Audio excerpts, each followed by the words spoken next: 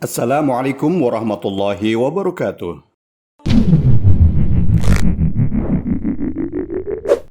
Bismillah, alhamdulillah, wassalatu wassalamu ala rasulillah wa ala alihi wa sahbihi wa mawalah, amma ba'du.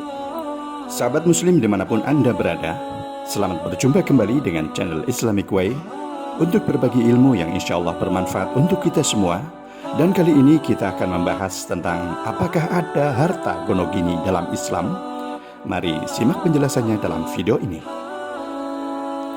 Dalam kehidupan rumah tangga ada istilah jika harta istri adalah harta milik istri dan harta suami adalah milik istri.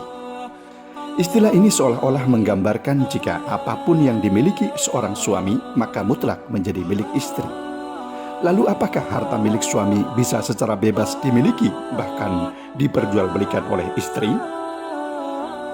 Kasus bercampurnya harta yang paling sering terjadi adalah harta antara suami dan istri. Hal ini karena sebagian dari masyarakat kita meski mengaku beragama Islam, tetapi dalam urusan harta antara suami dan istri masih banyak yang menganut sistem adat istiadat, yaitu yang kita kenal dengan harta gonogini. Padahal dalam sistem Islam tidak mengenal istilah harta gonogini, baik harta bawaan yang dibawa oleh masing-masing suami istri sebelum menikah, ataupun harta bersama, yaitu harta yang diperoleh selama masa pernikahan. Yang berlaku dalam sistem Islam adalah harta yang didapat oleh suami, baik sebelum pernikahan ataupun selama masa menikah, 100% adalah milik suami. Dan begitu juga sebaliknya, semua harta yang didapat oleh istri, baik sejak sebelum menikah ataupun selama masa pernikahan, itu pun 100% adalah milik istri. Meskipun demikian, suami memang punya kewajiban untuk memberikan sebagian hartanya kepada istrinya, baik dalam bentuk mahar, nafkah, hadiah atau hibah, dan sebagainya.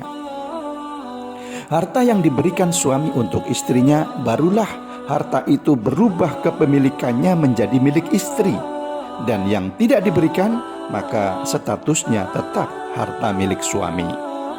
Di dalam syariat Islam, tidak dikenal harta yang bercampur dan dimiliki bersama secara otomatis, kecuali bila suami dan istri sepakat untuk membeli barang atau sesuatu secara patungan, maka barulah menjadi milik bersama, dengan persentase kepemilikan yang proporsional tentunya. Proporsional yang dimaksud di sini adalah jika misalnya suami istri sepakat untuk patungan membeli rumah misalnya seharga 2 miliar rupiah, sedangkan uang suami 1,5 miliar dan uang istri 500 juta, maka porsi kepemilikan masing-masing adalah 3:1. Rumah itu 70%-nya milik suami dan 30%-nya milik istri. Maka jika suatu saat misalnya suami meninggal dunia, maka yang dibagi waris hanya 70% dari nilai rumah tersebut. Begitu juga sebaliknya, jika yang meninggal istrinya, maka yang dibagi waris hanya yang 30%-nya dari nilai rumah tersebut.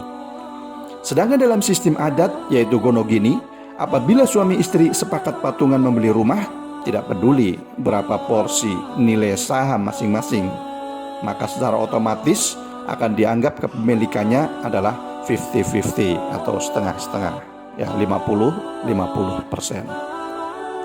Kalau seandainya mereka bercerai, dalam hukum gonogini rumah itu harus dibelah dua sama besar. Walaupun uang suami untuk membeli rumah itu jauh lebih besar, yaitu 1,5 miliar misalnya, maka hukum adat itu telah menzolimi hak kepemilikan suami, karena yang diakui hanya 1 miliar saja, padahal suami mengeluarkan 1,5 miliar. Suami istri membangun usaha bersama. Dalam hal suami istri melakukan usaha bersama, misalnya membuka toko, maka harus sejak awal ditetapkan modal masing-masing. Hal ini terkait juga dengan saham masing-masing dalam usaha itu. Kalau istri sebagai pemilik atau pemegang saham, maka berapa besar saham istri harus ditetapkan secara jelas. Dan kalau istri berstatus sebagai pegawai, gajinya juga harus ditetapkan secara jelas. Bahkan bila masing-masing ikut mengelola secara langsung seperti menjaga toko dan sebagainya, semua tetap harus diperhitungkan dalam bentuk upah atas jasa masing-masing. Adalah menjadi hak istri yang ikut menjaga toko untuk diperhitungkan gajinya, tidak boleh dianggap sebagai pengabdian belaka. Kalaupun bukan dihitung sebagai gaji, maka dihitung sebagai saham yang bergulir. Harta bersama yang didapat dari hasil keringat dua orang tentu harus dibagi berdasarkan kesepakatan antara keduanya, meskipun keduanya suami istri.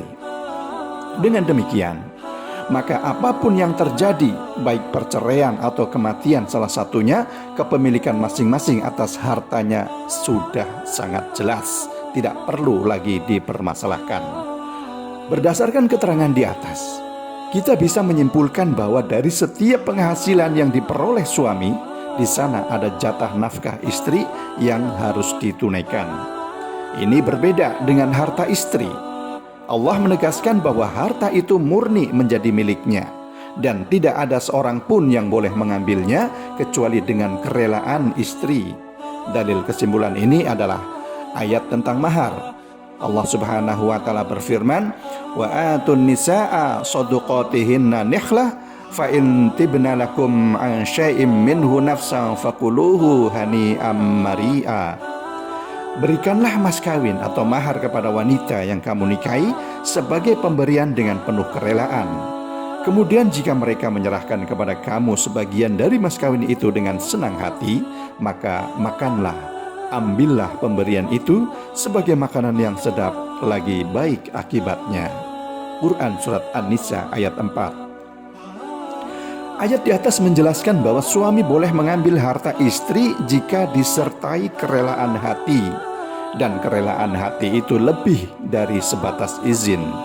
Karena terkadang ada wanita yang dia menghibahkan atau menghadiahkan hartanya atau semacamnya disebabkan tekanan dari suami kepadanya, sehingga diberikan tanpa kerelaan. Disimpulkan dari sini bahwa yang menjadi acuan tentang halalnya harta istri adalah adanya kerelaan hati. Jika harta mahar yang itu asalnya dari suami diberikan kepada istrinya saja tidak boleh dinikmati oleh suami kecuali atas kerelaan hati sang istri, maka harta lainnya yang murni dimiliki istri seperti penghasilan istri atau warisan milik istri dari orang tuanya tentu tidak boleh dinikmati oleh suaminya kecuali atas kerelaan istri juga. Begitu juga masalah gaji istri yang bekerja, semua menjadi haknya. Suami tidak boleh mengambil harta itu sedikit pun kecuali dengan kerelaan hati istrinya. Sahabat muslim dimanapun Anda berada, demikianlah apa yang bisa saya sampaikan pada kesempatan ini. Mudah-mudahan bermanfaat untuk kita. Wassalamualaikum warahmatullahi wabarakatuh.